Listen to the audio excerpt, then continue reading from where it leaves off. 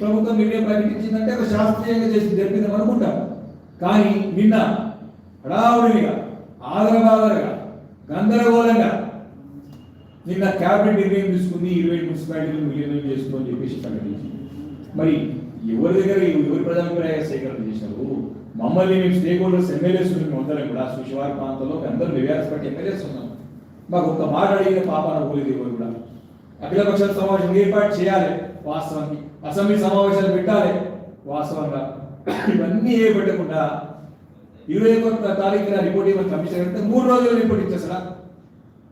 నిన్న 20వ తారీఖున report submit చేసేసి డిక్లేర్ చేసి ఏం చేయబోతున్నారు, ఏం చేయాలనుకుంటున్నారు, మీ యొక్క లక్ష్యం ఏంటి, ఈ ప్రజల యొక్క బాధలేంటిది తెలుసుకునే అవసరం ప్రభుత్వానికి లేదా? పేరు ప్రజాపాలన కానీ పూర్తిగా నియంత్రిత ధోరణి